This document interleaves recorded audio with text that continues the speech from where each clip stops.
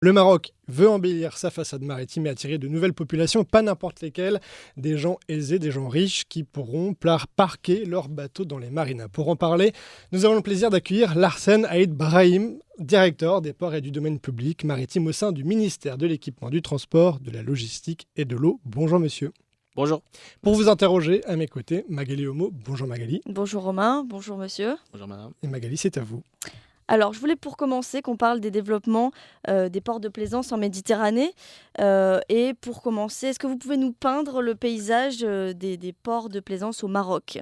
Tout d'abord, merci pour votre invitation. Effectivement, le Maroc dispose d'une façade maritime d'à peu près 3500 km, qui est un atout pour le Maroc pour développer d'autres activités, donc la pêche, mais spécialement la plaisance, sur les deux façades, que ce soit méditerranéenne ou atlantique. Mais le plus important, c'est que la façade atlantique méditerranéenne présente plus d'intérêt et d'atouts pour le développement de la plaisance. D'abord parce qu'il se présente sur un bassin de navigation qui est la Méditerranée, qui est plus calme en comparaison avec l'Atlantique, qui est beaucoup plus agité. Il est proche du sud de l'Europe, qui a donc effectivement un potentiel, une surcapacité en termes de plaisanciers, et également qui est un bassin où la plaisance est pratiquée d'une façon très importante. Donc le Maroc dispose sur cette façade de 4 marinas déjà opérationnelles. Donc c'est la marina de Saidia, la marina de Marcheka, de Smir et Kabila sur Tétouan, et une marina qui est en cours de développement au niveau de Tanger Bay, donc Tejina et Marina Bay. Il y a également d'autres plans de navigation ou de plaisance. Ce n'est pas des marinas, mais c'est des bassins de plaisance au niveau de Ras Lemar, à l'est, et au niveau du port d'Al Hoceima, qui est un port de pêche et de commerce. Puis il y a un bassin de plaisance également pour les plaisanciers au niveau de ce port. Donc voilà un peu sur la façade méditerranéenne ce qui est déjà disponible aujourd'hui. On a d'autres ambitions de développer d'autres marinas dans l'avenir. D'ailleurs, on a fait une étude stratégique dernièrement qui nous a montré qu'il y a effectivement un potentiel de développer 7 marinas supplémentaires sur la Méditerranée. Et donc, on est en train de développer, de faire des études préalables pour les développer dans le cadre d'un partenariat public-privé avec des gestionnaires privés qui vont les développer, qui vont les gérer par l'avenir. Et on parle bien sûr d'ambition et de futur parce que toutes ces marinas ne sont pas ouvertes. Par exemple, on ne peut pas aujourd'hui savoir quand ouvrira la marina de Tanger et la marina d'Al Hoceima n'est pas encore ouverte aux gens qui ont des bateaux. Oui, mais les autres marinas sont ouvertes. Donc la marina de Saidia, Marchekar, Smir et Kabila sont déjà ouvertes à l'exploitation. Effectivement, il y a le Hoceima qui vient d'être achevé, le plan de plaisance vient d'être achevé, il n'est pas encore ouvert, mais ça va être ouvert le plus rapidement possible. Et la marina de Tanger Bay, il y a la première partie, la première phase, ça va être développé en 2 phases.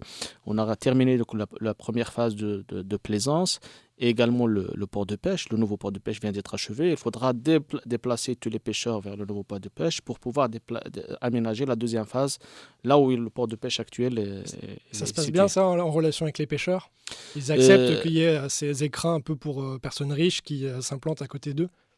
C'est vraiment pas une crainte. En fait, aujourd'hui, il faut mettre juste un plan de basculement, de transfert de l'actuel port de pêche vers le nouveau, sachant que le nouveau port de pêche a été développé en partenariat avec les associations de pêcheurs et que le plan de base et la concession des ports a été également validé avec eux. Aujourd'hui, il faut juste un plan de transfert de ces pêcheurs dans l'ancien port de pêche vers le nouveau port de pêche qui répond mieux aux attentes des pêcheurs que l'actuel port de pêche. Y a-t-il des déséquilibres entre le nord et le sud du Maroc en termes de plaisance ? Oui. Entre le nord et le sud du Maroc, oui. D'abord, comme je l'ai dit, on est sur deux façades, maritimes qui sont différentes. On a souvent dit que la Méditerranée avait été délaissée par les Marocains par rapport à l'Atlantique et ça se confirme par le développement des grandes villes sur la côte atlantique. Oui, ça c'est effectivement pour les habitants. Et pour le développement de la plaisance, c'est tout à fait l'inverse. Mais c'est récent. Même avant, sur l'Atlantique, c'est un peu difficile de développer de la plaisance parce que c'est une mer qui est très agitée. Et donc, naviguer par des bateaux de plaisance au niveau de l'Atlantique présente plus de risques sécuritaires qu'au niveau de la Méditerranée, qui est beaucoup plus calme. C'est pourquoi d'ailleurs on voit, même au niveau de la France et de l'Espagne, un développement de la plaisance beaucoup plus sur la face méditerranéenne que sur la Manche ou les autres façades maritimes qui sont plus agitées. Donc au Maroc aujourd'hui, si vraiment il y a possibilité de développer de la plaisance, ça serait au niveau de la Méditerranée en premier lieu. Bien sûr, ensuite, il faudra développer des marinas sur l'Atlantique pour qu'ils puissent servir également de bassin d'atterrissage des navires de plaisance. Merci beaucoup. Larsen Heidbrem, je rappelle que vous êtes directeur des ports et du domaine public maritime au sein du ministère de l'Équipement, du Transport, de la Logistique et de l'eau, j'ai rien oublié. Merci beaucoup. Merci.